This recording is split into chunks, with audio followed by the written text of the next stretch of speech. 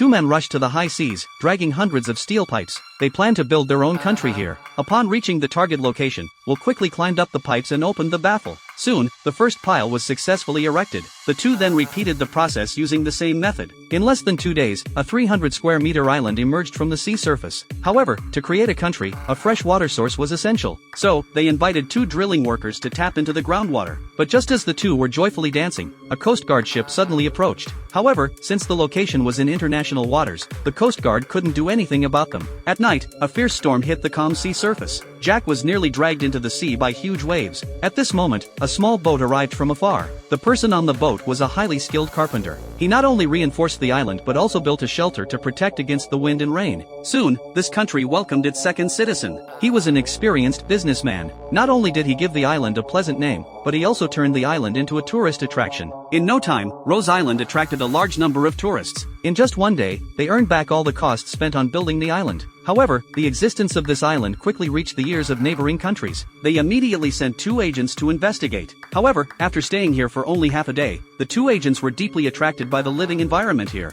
So, they planned to quit their jobs and retire here. Upon hearing the 2's intentions, their superiors were very angry and threatened to arrest them if they didn't return. Frightened, the 2 agents had no choice but to find the king and tell him everything. As long as the king closed the island, they would use a beach as an exchange. However, Jack, as the king, disagreed. The general was furious when he learned of the news. But when he arrived at the meeting room, he found the table covered with letters. Upon opening them, he discovered that they were all messages from people wanting to give up their citizenship and join Rose Island. Seeing that things were about to spiral out of control, the general directly dispatched a warship, intending to destroy Rose Island with cannon fire. Unexpectedly, all 6 founders stood up to resist. They were fearless in the face of the cannon fire. Seeing that the few men were not afraid of death, the warship commander had to change his strategy. He sent out several groups of armed soldiers to land on the island and forcibly remove the stubborn crowd. Eventually, under the baptism of cannon fire, Rose Island was completely reduced to nothing. However, Jack and the others also received a decent compensation in the end.